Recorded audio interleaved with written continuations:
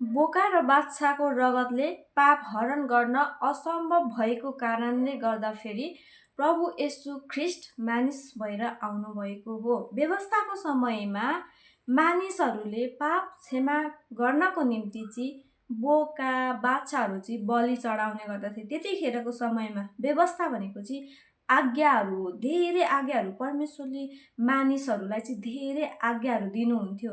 यो गर तैँले, यो नगर, यो शुद्ध हो, यो अशुद्ध, यो खा, यो नखा, यति धेरै आज्ञाहरू दिनुहुन्थ्यो कि परमेश्वरले कि मानिसहरूले त्यो आज्ञा पुरा गर्न सक्थेन।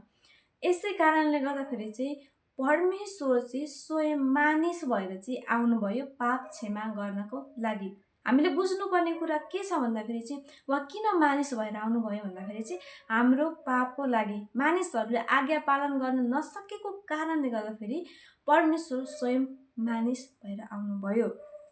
जस्तै उहाँ चाहिँ शक्तिशाली हुनुहुन्छ, सर्वव्यापी हुनुहुन्छ, उहाँ चाहिँ सारा संसार बनाउने सृष्टिकर्ता हुनुहुन्छ। तर पनि मानिस भएर चाहिँ उहाँ किन आउनुभयो भन्दाखेरि म तपाईँहरूलाई भन्न चाहन्छु कि जस्तै उदाहरणका लागि एउटा कमिलाको बारेमा हामी हेर्नेछौँ। जस्तै एउटा कमिलालाई सल्लाह दिनु पर्यो भने अब यो बाटो गलत छ, यो बाटोमा खाडल छ, एउटा यो बाटोमा त नजा कमिला, यो बाटोबाट जा भनेर हामी भन्नु पर्यो भने, कमिलालाई हामी सल्लाह दिनु पर्यो भने चाहिँ हामी के गर्नुपर्छ थाहा छ तपाईँहरूलाई? कमिलालाई सल्लाह दिनु पर्यो भने हामी कमिलै बनेर जानुपर्छ सल्लाह दिनको लागि। नत्र भए तपाईँ कमिलालाई आफ्नो भाषामा बोलेर यता जा यता नजा भन्नुहुन्छ भने त्यसले बुझ्दैन, किनभने त त्यो त कमिला हो, होइन? त्यसरी नै हामी मानिसले स्वर्गीय भाषा बुझ्न सक्थेनौँ। यसै कारणले गर्दाखेरि चाहिँ परमेश्वर मानिसै भएर आउनुपर्ने कर्तव्य भएको हो। उहाँ चाहिँ मानिसै भएर आउनुपर्ने चाहिँ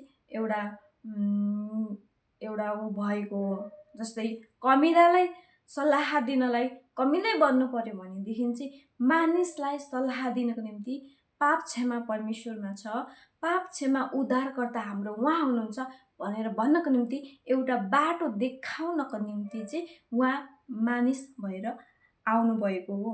हामी हेर्नेछौँ कि अयुबको पुस्तकमा अयुबको समयमा धेरै वर्ष अगाडि अयुब भन्ने एउटा व्यक्ति थिए र त्यो अयुबको जीवनमा हामी हेर्ने हो भने अयुबले के गर्थ्यो त पहिलेको समयमा भने हामी अयुबको पुस्तक हेर्नेछौँ कि अयुब 1:5 हामीले पाउनेछौँ कि अयुबले पनि पाप क्षमाको लागि आफ्नो छोरा छोरीको लागि चाहिँ उसले बलि चढाएको छ। हेर्नुहोस् है, त्यो समयमा यस्तो समय थियो कि बलि नचढाइकन तिनीहरू बस्न सक्थेन। तिनीहरूको मनमा अधर्म एक प्रकारको फिलिङ हुन्थ्यो, किनभने मानिसभित्र एउटा आत्मा छ नि त परमेश्वरको, अनि त्यो आत्मामा चाहिँ फिल हुन्थ्यो कि मैले पाप गरेँ होला, मेरो छोराछोरीले पाप गर्यो होला, हामीले पाप गऱ्यौँ भने अब हामी स्वर्गको योग्य भएनौँ, हामी नरक जान्छौँ, यो फिल आउँथ्यो किनभने आत्मा छ नि त भित्र, होइन?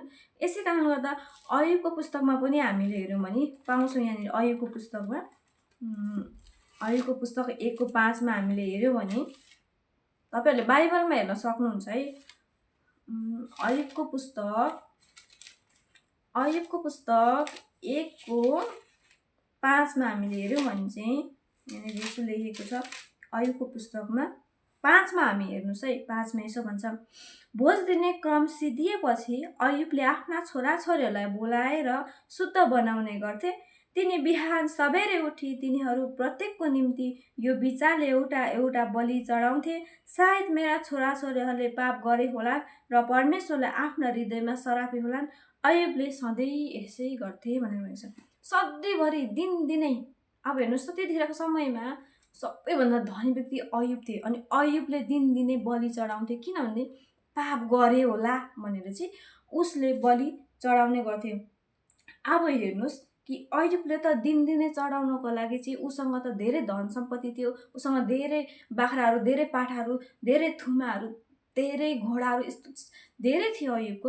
उसले दिनदिनै चढाउँदा पनि उसको सकिन्थेन, उसले चढाउँथ्यो। तर गरिबको बारेमा सोच्नुहोस्, बिचारा गरिबहरूले के गर्थे थाहा छ तपाईँहरूलाई? गरिबहरूले नि बोका बाख्रा चढाउनु नसक्दाखेरि उनीहरूले के गर्थ्यो? परेवा चढाउँथे। अनि परेवा चढाउने पनि स्थिति नहुँदा तिनीहरू अब के गर्ने? प्रश्न यो मनमा आउँथ्यो, अब हामी के गर्ने उद्धार पाउनको लागि, हामीले अब मुक्ति पाउनको लागि हामीले के गर्ने, अब हामी धर्मी ठहरिनको लागि अब हामीले के गर्ने, हामी कसरी स्वर्ग जाने भन्ने गरिबहरूको सोच आउँथ्यो।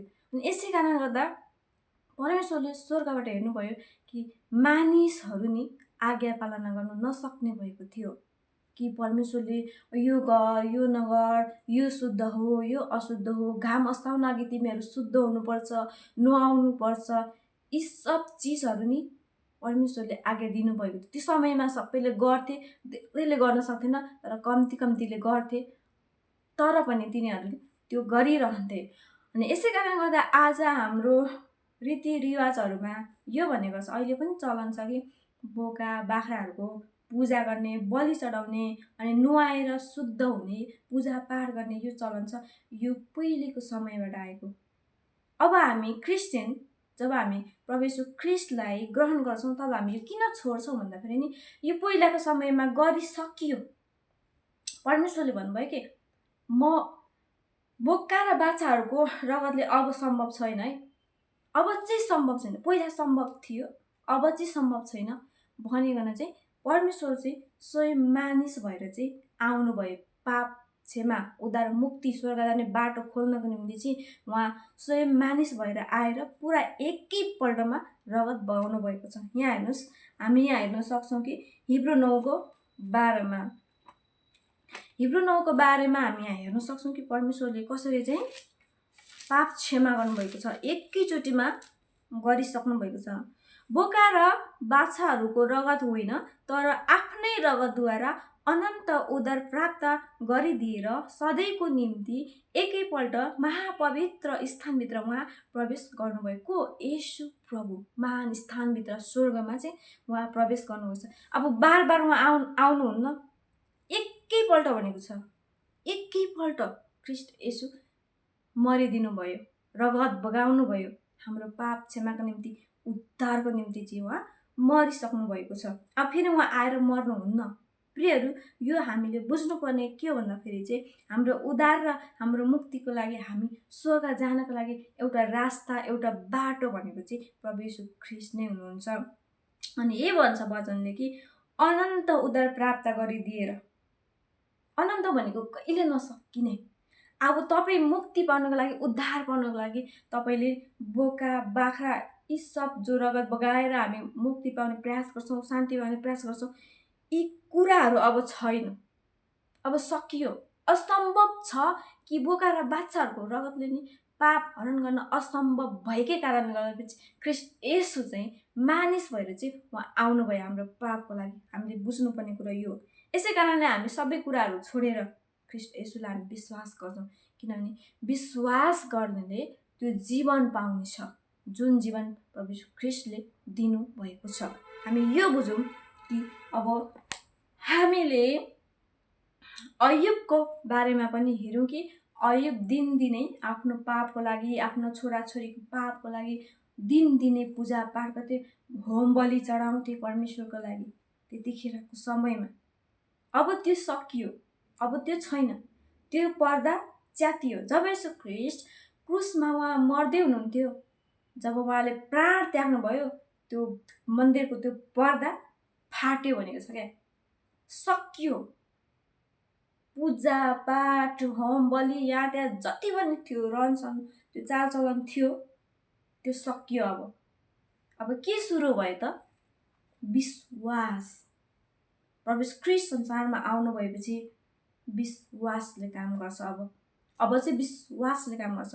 तपाईँको पूजापाठले काम गर्दैन, तपाईँको धर्म कर्मले पाठ गर्दैन। हो, हामी धर्म कर्म मतलब हामी राम्रो काम गर्नुपर्छ, तर धर्मको नाममा पूजापाठ, मूर्ति पूजाहरू, होम बलिहरू गर्ने होइन, यस्तो कुराले पाप क्षमा दिन सक्दैन, पापको क्षमा हुन सक्दैन। पापको क्षमा एउटै उपाय थियो, त्यो रगत बगाउनु।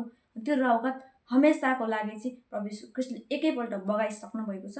अनि अब हामीले चाहिँ मुक्ति पाउनको लागि चाहिँ ख्रीष्ट येशूलाई ग्रहण गर्नुपर्ने हुन्छ। उहाँ सधैँको लागि चाहिँ एकैपल्ट मरिदिनु भएको छ। हाम्रो उद्धार, हाम्रो पाप, हाम्रो क्षमाको लागि चाहिँ उहाँ एकैपल्टमा मरेर महापवित्र स्थानभित्र उहाँ स्वर्गमा चाहिँ दास गर्नुभएको छ। हामी सबैजनाले यो बुझौँ कि हामी उद्धार पाउनलाई, मुक्ति पाउनलाई, स्वर्ग जानको निम्ति हाम्रो एउटै रास्ता, हाम्रो